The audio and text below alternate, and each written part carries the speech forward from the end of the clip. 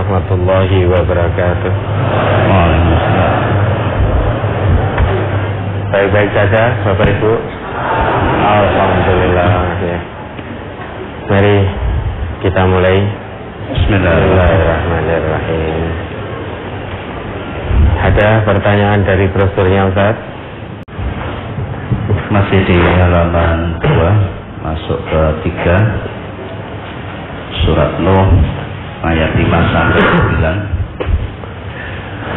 Qala rabbi inni da'atu qaumi laylan wa nahara falam yazidhum du'ai illa firara wa inni kullama da'awtuhum litaghfira lahum ja'alu asabi'ahum fi azanihim wastaghshaw siyabahum wa asarru wastakbaru istikbara summa inni da'awtuhum jihara summa inni a'lantu lahum wa asrartu lahum israra. Nuh berkata, "Ya Tuhanku, sesungguhnya aku telah menyeru kaumku malam dan siang. Maka seruanku itu hanyalah menambah mereka lari dari kebenaran. Dan sesungguhnya setiap kali aku menyeru mereka kepada iman agar engkau mengampuni mereka, mereka memasukkan anak jari mereka ke dalam telinganya dan menutupkan bajunya ke mukanya, dan mereka tetap mengingkari dan menyombongkan diri dengan sangat. Kemudian sesungguhnya aku telah menyeru mereka kepada iman dengan cara terang-terangan. Kemudian sesungguhnya aku menyeru mereka lagi dengan terang-terangan dan dengan diam-diam." Pertanyaan, yang dimaksud menyeru diam-diam itu yang bagaimana Ustaz? Kalau diterapkan di zaman sekarang yang era digital ini. Ya, diam-diam didatangi ya. Didatangi empat mata, diam-diam, dakwah sir ya. Dakwah secara sembunyi-sembunyi. Dulu Nabi ketika awal-awal berdakwah, beliau tidak langsung secara dakwah jahriyah, secara terang-terangan, secara terbuka, itu tidak. Tapi dulu beliau datangi dulu keluarga beliau, orang-orang terdekat dan lain sebagainya, sehingga dakwah secara sembunyi-sembunyi. Nah, kalau diterapkan saat ini, bagaimana caranya untuk dakwah secara diam-diam, sembunyi-sembunyi? Ya, panjenengan datang kepada yang mau didakwai. Datang, keluarganya dulu. Ingat, agama ini yang utama untuk diri sendiri dulu. Kemudian sesudah itu untuk keluarga. Sesudah itu untuk lingkungan terdekat dan lain, terus begitu.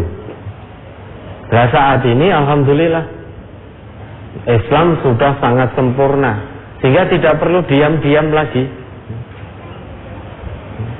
Kita dakwah, mendakwahkan Quran dan Sunnah ini sudah gamblang terang-terangan.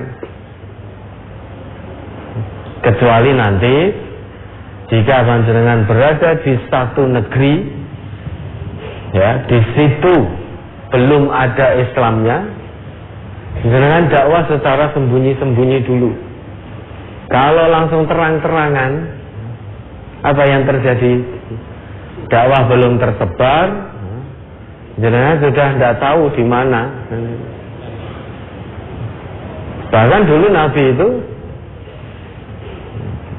dakwah secara sembunyi-sembunyi, pertama itu sampai terusir dari kampung halaman, ditolak oleh masyarakatnya, terusir.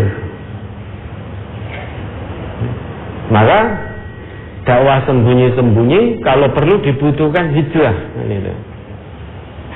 Hijrah di tempat yang memang di situ sudah ada kekuatan.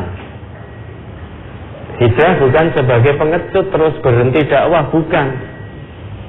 Tapi hijrah menyusun strategi. Bagaimana caranya berdakwah di tempat yang memang di situ Islam belum kuat. Sehingga dakwah dan sendiri tidak bisa. Dakwah dengan sendiri itu. Dakwah itu harus dengan kebersamaan. Dulu Nabi sebetulnya cukup mudah bagi Allah menolong Rasulnya untuk dakwah tanpa ada halangan rintangan. Namun kenapa Allah sampai Rasulnya itu terusir dari kampung halaman? Allah hendak memberikan pengajaran dan pelajaran yang sangat istimewa kepada kita semua, bahwa dakwah tidak bisa sendiri. Dakwah harus secara bersama-sama. Kalau sendiri itu masih rapuh. Tetapi kalau dengan kebersamaan itu akan kuat. Satu lidi itu kalau satu itu rapuh sekali. Tapi kalau dibongkok bareng-bareng itu jadi kuat. Satu lidi satu bisa enggak jenengan pakai untuk nyapu? Enggak bisa. Tapi jika disatukan itu bisa. Makanya dakwah itu butuh kekuatan. Kekuatan itu dengan kebersamaan. Kekuatan dengan kebersamaan. La ghalabata illa bil quwwah. Tidak ada kemenangan kecuali dengan kekuatan. Wala quwwata illa bil ittihad. Tidak ada kekuatan kecuali dengan kebersamaan. Wala ittihada illa bil fadail. Tidak ada kebersamaan tanpa nilai-nilai kebaikan. Jadi yang dimaksud bersama itu kalau di situ ada nilai-nilai kebaikan. Meski fisiknya bersama, membentuk satu komunitas, namun jika dalam komunitas itu tidak ada nilai-nilai kebaikan, maka itu tidak disebut dengan kebersamaan. Tidak menghasilkan kekuatan yang sesungguhnya. Wala fadaila illa fiddin. Nilai-nilai kebaikan itu tidak ada kecuali dengan agama. Wala dina illa ma waffaqal kitab wa sunnah. Tidak ada agama kecuali yang berkesesuaian dengan Al-Quran dan As-Sunnah. Maka kekuatan itu akan muncul jika kita berpegang teguh dengan Quran dan Sunnah. Kebersamaan akan tumbuh jika kita semuanya taslim pada Al-Quran dan As-Sunnah. Namun untuk membentuk kebersamaan itu, Nabi itu sampai hijrah dulu itu, mempersaudarakan kaum Muhajirin dan Ansor. Setelah bersatu padu, qalban wa jasadan, hati dan fisik umat Islam pada waktu itu, maka kekuatan dakwah menjadi muncul sehingga Islam tersebar ke seluruh penjuru dunia. Maka kemudian dikenal dengan Fathu Makkah, membuka kota Mekah yang dulu Nabi terusir. Nabi harus dakwah sembunyi-sembunyi dulu, tidak terang-terangan sampai beliau hijrah.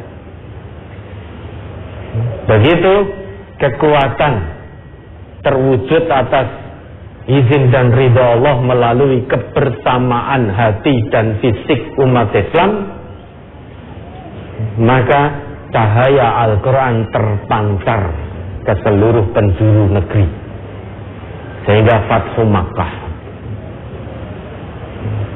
Nah, itu dakwah sembunyi-sembunyi, sehingga tidak terang-terangan datangi empat mata secara diam-diam, ya, diajak kembali pada Allah, kembali pada Rasulullah. Nah, nanti kalau sudah ada kekuatan dakwah baru terang-terangan. Ya, ada lagi.